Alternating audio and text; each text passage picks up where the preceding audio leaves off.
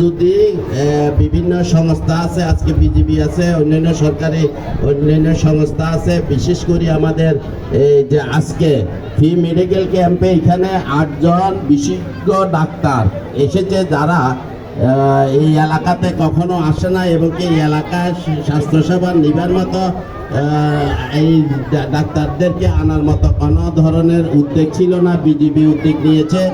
আজকে বলবো এই উদ্যোগের পাশে স্টারলাইন স্পেশাল হাসপাতাল এখানে বিশেষজ্ঞ 2 জন ডাক্তার দিয়েছে, যে আজকে যে এই বন্যাতে পরবর্তীতে বিভিন্ন ধরনের রোগে আক্রান্ত হয়, বিশেষ করে শিশু বাচ্চারা রোগে আক্রান্ত। এখানে দেখা গেছে শিশু বৃদ্ধ সকাল থেকে হাজার হাজার লোক এখানে চিকিৎসা নিতে এসেছে।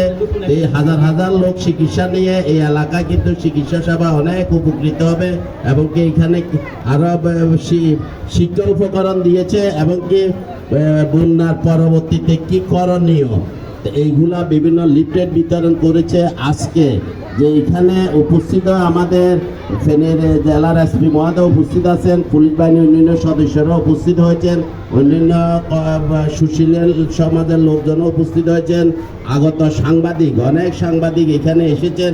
সাংবাদিকদেরকে ধন্যবাদ জানাই আপনাদের প্রচারণার মাধ্যমে, যে এইগুলা প্রচারগুলা দেখলে অন্যান্য জায়গাতেও বিভিন্ন ধরনের বিভিন্ন সংস্থা বিভিন্ন ধরনের বিত্তবানেরা এসব ধরনের প্রোগ্রামগুলা করার জন্য এবং কি বিভিন্ন জায়গাতে অনুদান বা স্বাস্থ্যসেবা বলেন বিভিন্ন ধরনের শিক্ষা উপকরণ সহ যেই মধ্যে যেখানে যে প্রয়োজনীয় তারা এগিয়ে আসবে। আপনাদের এই প্রচারণা আপনারা কষ্ট করে এসেছেন।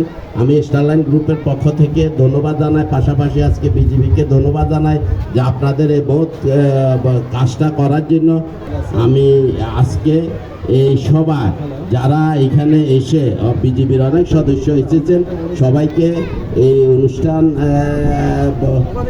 অনুষ্ঠানে আপনারা সম্পৃক্ত অনুষ্ঠানটাকে সুন্দর করেছেন এবং কি এলাকাবাসীকে আপনারা চিকিৎসা সেবা দিয়েছেন। এই জন্য আবারও ধন্যবাদ জানিয়ে আমি আমার বক্তব্য শেষ করছি। আসসালামু আলাইকুম ওয়া রাহমাতুল্লাহ।